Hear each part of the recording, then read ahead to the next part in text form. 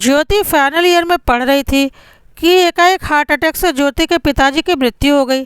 ज्योति के पिताजी रेलवे में कर्मचारी थे और परिवार का सारा भार उन्हीं के ऊपर था।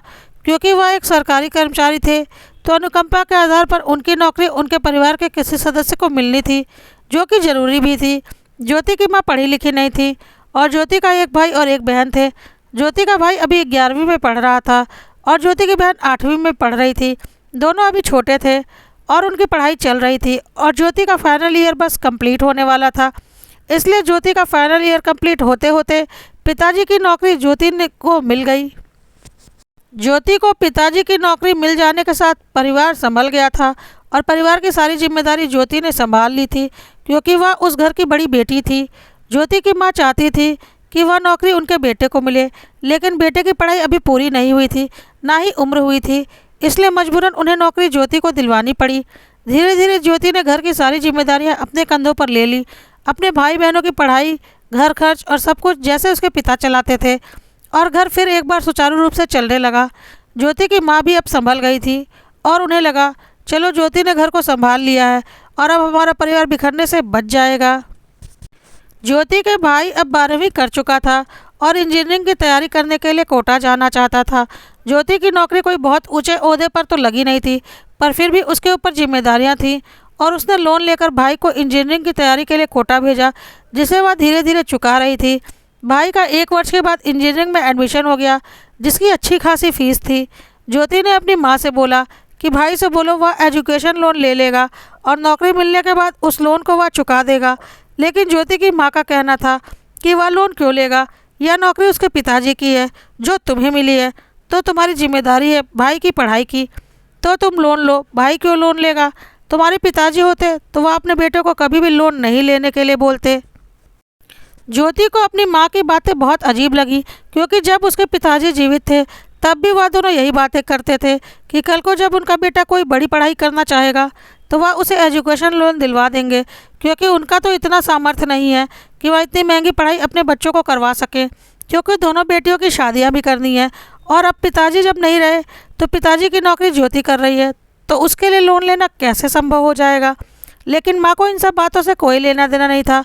उनके हिसाब से उनके पति और उनके बच्चों के पिता की नौकरी ज्योति को मिली थी, तो अब ज्योति की ही सारी जिम्मेदारी थी। और माँ के मन में यह बात बैठ गई थी कि ज्योति कहीं स्वार्थी होकर सिर्फ और सिर्फ अपना ना सोचने लगे, इसलिए वह अपना और अपने दोनों बच्चों का ज़्यादातर भार ज्योति के ऊपर ही डालना चाहती थी। खैर, ज्योति को पता था माँ से बहस करने का कोई फ़ायदा नहीं। अभी उसे भाई की कोचिंग के लिए जो लोन लिया था उसे पूरा चुकाया ही नहीं था कि एक नया लोन ज्योति को फिर से लेना पड़ा भाई की पढ़ाई के लिए, और ज्योति के ऊपर बहुत ज़्यादा भार पड़ गया, क्योंकि घर खर्च भी कोई कम नहीं थे, ऊपर से भाई की पढ़ाई। ज्योति बहुत मुश्किलों से सब कुछ संभाल रही थी और बीच बीच में माँ की ख्वाहिशें भी, क्योंकि माँ को लगता था ज्योति उनके पति की नौकरी कर रही है और सारे पैसे कहीं अकेले अपने ऊपर ना खर्च कर दे। ज्योति की सारी तनख्वाह का हिसाब माँ रखती थी और उसके बाद बीच बीच में कुछ ना कुछ डिमांड भी करती रहती थी। कभी कोई जेवर बनवा दो, शादी में काम आएंगे, कभी घर का कोई सामान ले आओ। ज्योति की मजबूरियाँ तो माँ को बिल्कुल दिखाई नहीं देती थी। खैर, धीरे धीरे करते हुए 5 वर्ष बीत गए और ज्योति के भाई की इंजीनियरिंग की पढ़ाई पूरी हो गई और एक बहुत अच्छी कंपनी में बहुत अच्छे पैकेज पर भाई की नौकरी लग गई। और इधर छोटी बहन ने भी ग्रेजुएशन कर लिया था। ज्योति को लगा अब भाई की नौकरी लग गई है तो उसका बोझ कुछ कम हो जाएगा, और उसकी उम्र भी 30 के पार हो चुकी थी। ज्योति को लगता था कि अब उसे शादी कर लेनी चाहिए, क्योंकि उसकी शादी की उम्र निकलती जा रही है और उससे छोटे एक भाई और एक बहन भी हैं जिनकी शादी करनी है। पहले बड़ी बेटी की शादी होगी, तभी तो छोटे भाई बहनों की शादी होगी। लेकिन ज्योति को पता ही नहीं था कि उसकी माँ के मन में क्या विचार चल रहे हैं, क्योंकि इतने दिनों में माँ ने ज्योति को एक कोल्हू का बैल समझ लिया था जिसने उसके पति की नौकरी ली थी। ज्योति भी उनकी बेटी है, यह बात तो वह भूल ही गई थी।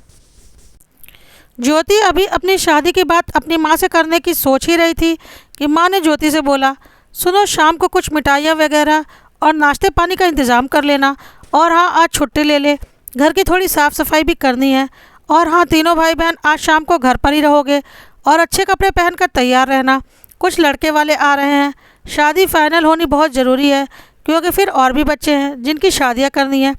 ज्योति मन ही मन खुश हो रही थी कि चलो, उसे माँ से कुछ बोलना भी नहीं पड़ा और उसकी माँ ने उसकी शादी के बारे में खुद ही सोच लिया और वह अपने सुनहरे भविष्य के सपने बुनने लगी। शाम के 4 बजे माँ ने बोला, तुम लोग सब जल्दी से तैयार हो जाओ, 2 घंटे के बाद लड़के वाले आ ही जाएंगे। तो ज्योति ने अपनी माँ से पूछा, माँ मैं साड़ी पहनूं या सूट?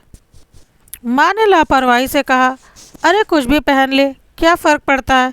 ज्योति को बहुत ही अजीब लगा, लेकिन फिर भी उसने अपनी अलमारी से एक बढ़िया सिंपल सी साड़ी निकाल ली पहनने के लिए। लेकिन तभी ज्योति की माँ उसके कमरे में आई और बोली, सुन ज्योति, तू ज़्यादा सजना संवरना मत, कहीं ऐसा ना हो कि लड़के वाले तुझे पसंद कर ले, क्योंकि तेरा रंग रूप छोटी से थोड़ा ज़्यादा अच्छा और तीखा है। आज छोटी का दिन है, उसे ही सजने दे। ज्योति ने बोला, छोटी का दिन मतलब? माँ ने बोला, मतलब क्या, लड़के वाले आ रहे हैं छोटी को देखने। ज्योति ने बोला, छोटी को देखने? बड़ी तो मैं हूँ ना माँ। माँ ने बोला, बड़ी तू है, पर तूने अपने पिताजी की नौकरी ली है तो तेरी जिम्मेदारी बनती है पहले बहन की शादी करने की। तू पहले शादी करके चली जाएगी तो बहन की शादी कौन करवाएगा। ज्योति को अपनी माँ की सोच से घृणा हो रही थी। माँ ने ऐसा करने से पहले एक बार भी नहीं सोचा कि ज्योति का क्या होगा। कल को दुनिया वाले यह बात नहीं बनाएंगे कि बड़ी बहन के रहते छोटी बहन की शादी कर दी गई। ज़रूर बड़ी बहन में कोई ना कोई कमी होगी जिसकी वजह से उसकी शादी नहीं हुई। क्या कल को उसकी शादी में और दिक्कतें नहीं आएंगी? ऊपर से माँ को उसकी उम्र भी नहीं दिख रही, जो कि 30 के पार हो चुकी है, और अभी छोटी की उम्र क्या है। लेकिन फिर भी माँ को पहले छोटी की शादी करनी है। अब तो ज्योति को लगने लगा, क्यों वह इस घर की बड़ी बेटी थी, क्यों सारी जिम्मेदारी उसके कंधों पर आ गई पिताजी के जाने के बाद। और ज्योति को आज अपने पिताजी की बहुत याद आ रही थी। यदि वह होते तो ऐसा उसके साथ कभी ना होता, पर ज्योति क्या कर सकती थी। उसे रोना आ रहा था, पर उसे पता था माँ घर में बवाल मचा देगी, इसलिए वह चुपचाप घर से बाहर चली गई बिना किसी से कुछ बोले। ज्योति की छोटी बहन की शादी फाइनल हो गई और घर में सब बहुत खुश थे। ज्योति की माँ ने बोला, देख ज्योति, अब तेरी छोटी बहन की शादी है और सारी जिम्मेदारियाँ तेरे ऊपर हैं। कोई कमी नहीं होनी चाहिए तेरी बहन की शादी में। अगर लोन लेना पड़े तो वह भी ले ले, आखिर पिताजी की नौकरी तूने ली है तो तेरी जिम्मेदारी बनती है। ज्योति को बहुत गुस्सा आ रहा था। क्या उसने खुद पिताजी की नौकरी ले ली थी या उसे दिलवाई गई थी? उसे तो बस जिम्मेदारी निभाने वाली मशीन बनाकर छोड़ दिया गया था, जिसकी खुद की कोई इच्छाएं थी ही नहीं। कभी माँ उसके बारे में सोचती ही नहीं थी। फिर भी ज्योति को घर में बवाल नहीं करवाना था, इसलिए उसने बोला, माँ मैं लोन क्यों लूँगी? जब पिताजी थे तभी तुम लोग आपस में बातें करते थे कि तुम लोग बेटियों की शादी के लिए पैसे जोड़ रहे हो, एफडी करवा रखी है, तो अब उसे इस्तेमाल करो ना शादी में। माँ को ज्योति से इस बात की उम्मीद नहीं थी। वह तो सारे पैसे अपने बेटे के लिए बचाना चाहती थी, क्योंकि उसके पति की नौकरी उसकी बेटी ने जो ले ली थी। ज्योति की माँ इतनी स्वार्थी हो चुकी थी कि उसे दिख ही नहीं रहा था कि ज्योति की उम्र निकल रही है, और उसने लोन लेकर छोटे भाई को अच्छी नौकरी भी लगवा दी। बहन की शादी भी तय हो चुकी है। अभी भी वह ज्योति को अधिक से अधिक दूहना चाहती थी, लेकिन ज्योति ने एफडी वाली बात करके माँ की सोच पर पानी फेर दिया। और माँ ने बोला, हाँ एफडी तो है, लेकिन फिर भी थोड़ा बहुत कम पड़ सकता है। तो ज्योति ने बोला, कोई बात नहीं माँ, एफडी तो तुमने दोनों बेटियों के लिए बनवाई होंगी ना। तो अभी तुम्हारी छोटी बेटी की शादी हो रही है तो पहले उसकी शादी निपटा लो, मेरी शादी बाकी बाद में देख लेंगे। वैसे भी पिताजी की नौकरी तो मैंने ली ही है, तो मुझे एफडी की क्या ज़रूरत। कहकर ज्योति वहाँ से चली गई। ज्योति की माँ को समझ में आ चुका था कि ज्योति को अपने पिताजी की सारी सेविंग के बारे में पता है और उन्होंने अपनी दोनों बेटियों की शादी के लिए पैसे जोड़ रखे हैं।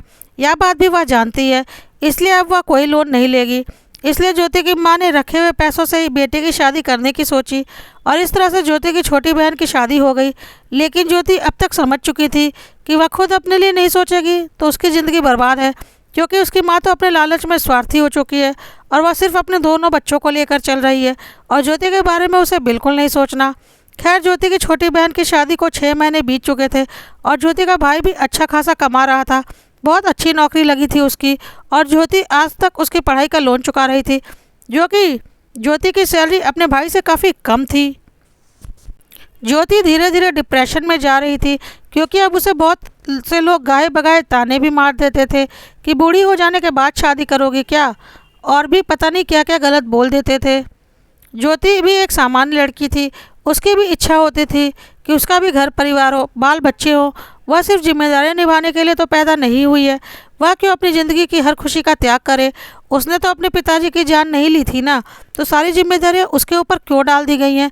एक दिन ज्योति ऑफिस में यही सब बातें सोच रही थी और उसकी आंखों से आंसू आ रहे थे कि उसके साथ काम करने वाला सुमित वहाँ से गुजरा और उसने पूछा, क्या बात है, बहुत दुखी लग रही हो।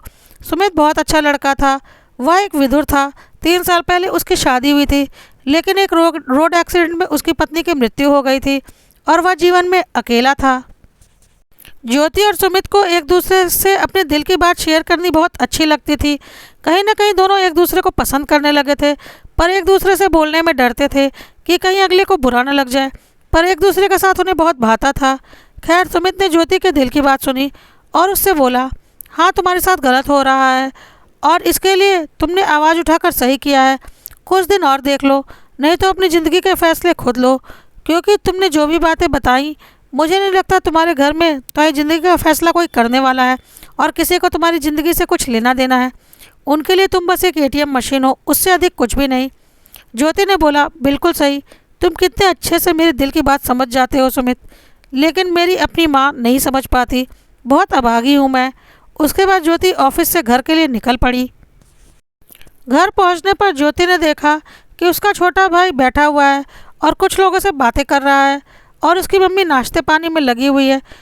ज्योति ने जैसे ही घर में एंट्री ली, ज्योति की माँ ने ज्योति से बोला, बेटा देख, यह कनक है, तेरे छोटे भाई के साथ काम करती है उसी के ऑफिस में, और यह उसके मम्मी पापा हैं। दोनों एक दूसरे को काफ़ी पसंद करते हैं और आज कनक के मम्मी पापा तेरे छोटे भाई और कनक के रिश्ते के लिए आए हैं। देख, तेरी भाभी कितनी प्यारी है, नज़र ना लगे मेरी होने वाली बहू को। बहुत अच्छी जोड़ी लगेगी मेरे बेटे और कनक की, है ना ज्योति। ज्योति को अपनी माँ की बातों पर विश्वास नहीं हो रहा था। कुंवारी बेटी घर पर बैठी हुई है, बड़ी बेटी घर पर बैठी हुई है और माँ को पहले छोटी बेटी की शादी करनी थी और अब छोटे बेटे की। ज्योति की कोई फिक्र ही नहीं है माँ को, वह समझ चुकी थी। ज्योति सिर्फ मुस्कुराकर अपने रूम में चली गई। उसने कोई प्रतिक्रिया व्यक्त नहीं की। थोड़ी देर के बाद लड़की वाले चले गए और ज्योति का भाई और माँ ज्योति से लड़ने के लिए उसके कमरे में पहुँच गए और ज्योति की माँ ज़ोर ज़ोर से बोलने लगी, तुझे शर्म नहीं आई मेहमानों के सामने इस तरह का व्यवहार करते। कल को कनक इस घर की बहू बनकर आ जाएगी, तूने पहले ही उससे रिश्ते ख़राब कर लिए, तो कल को क्या होगा, वह तेरी इज्जत कर पाएगी। ज्योति ने बोला, वह तो वैसे भी नहीं करेगी, क्योंकि वह तो इस घर की बहू होगी और मैं बेटी हूँ, तो उस हिसाब से वह इस घर की मालकिन होगी और मैं इस घर में उसके लिए सिर्फ और सिर्फ एक बोझ और एक एटीएम मशीन रहूँगी, जैसा कि तुम लोगों के लिए हूँ, जिसे वह नौकरों की तरह इस्तेमाल करेगी।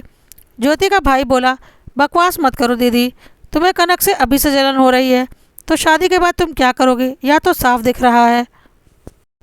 तब तक ज्योति की छोटी बहन भी आ चुकी थी और वह ज्योति से बोलने लगी, दीदी यह तुम कैसी बातें कर रही हो, तुम हमारी बड़ी बहन हो, हमारा घर बसाना तुम्हारी जिम्मेदारी है, तुम अपने बारे में कैसे सोच सकती हो।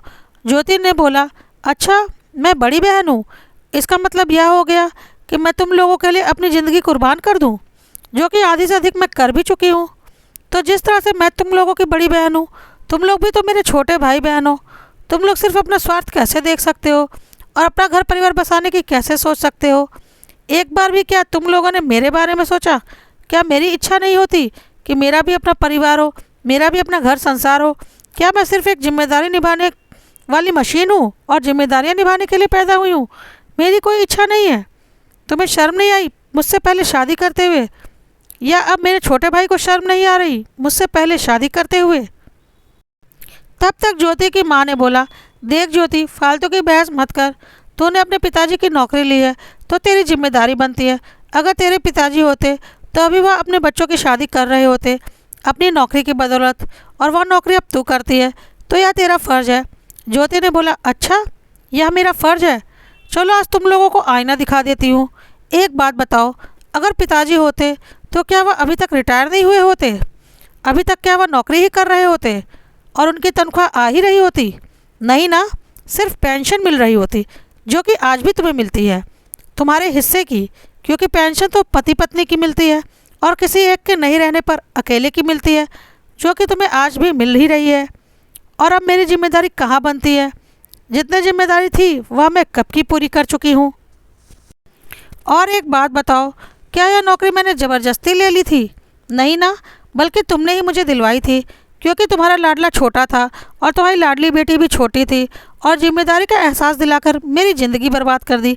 पिताजी होते तो शायद ऐसा कभी नहीं होता, पर यह मेरी बदकिस्मती थी कि पिताजी हमें बीच राह में छोड़कर चले गए।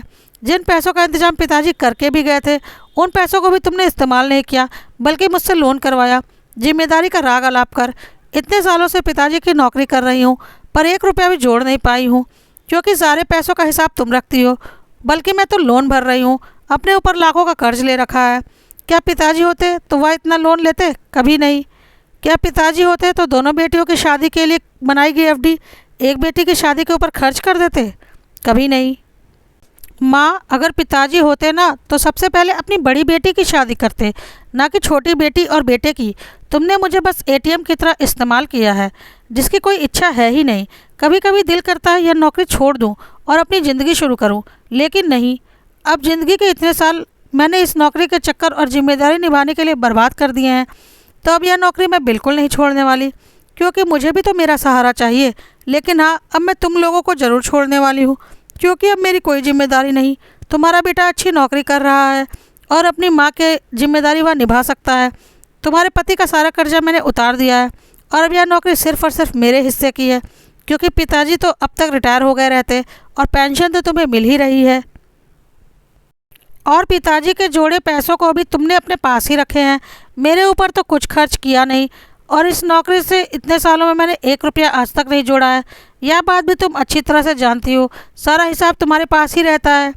और अब तुम्हारे दोनों बच्चे भी अपनी अपनी ज़िंदगी में एडजस्ट हो चुके हैं, तो अब मैं भी अपनी ज़िंदगी जीना चाहती हूँ। और अब यह नौकरी पूरी तरह से सिर्फ़ और सिर्फ मेरी है, और अब मुझे मेरे ऊपर कोई जिम्मेदारी का बोझ नहीं चाहिए। ज्योति की बातों का आज उसके माँ और भाई बहनों के पास कोई जवाब नहीं था, और ज्योति का रौद्र रूप देखकर वह कोई जवाब देने की हिम्मत भी नहीं कर पा रहे थे। ज्योति ने सुमित को फ़ोन लगाया और बोला, सुमित, क्या तुम मुझसे शादी करोगे? सुमित को ऐसे प्रश्न की कोई उम्मीद नहीं थी। वह ज्योति को चाहता ज़रूर था, इसलिए उसने हाँ कर दी। ज्योति ने बोला, ठीक है, मैं आ रही हूँ, तुम इंतज़ाम कर लो।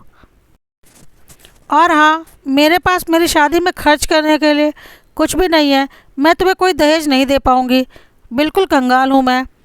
मेरे पिताजी ने शादी के लिए जो भी रुपए जोड़े थे, वह सब मेरी माँ के हिसाब से मेरे लिए नहीं है। हाँ, बस पिताजी की नौकरी है, जो आज तक जिम्मेदारियों के बोझ तले दबी थी, पर अब सिर्फ मेरी है। सुमित ने बोला, मुझे कुछ चाहिए भी नहीं, मैं सक्षम हूँ अपने पति का भरण पोषण करने के लिए। ज्योति ने बोला, मैं आ रही हूँ। फिर अपनी माँ और भाई बहनों से बोला, कल ही मैं शादी कर रही हूँ सुमित के साथ, मेरे साथ ही काम करता है। आप लोगों को फ़ोन पर बता दूँगी कि शादी कहाँ पर है, अगर दिल करे तो आ जाइएगा। अगर थोड़ा सा भी लगे कि मैं भी आपकी बेटी ही हूँ और मेरी भी कुछ इच्छाएं हैं, तो अपने दोनों बच्चों को लेकर मेरी शादी में आ जाइएगा। कहकर ज्योति घर से निकल पड़ी, एक सुकून के साथ।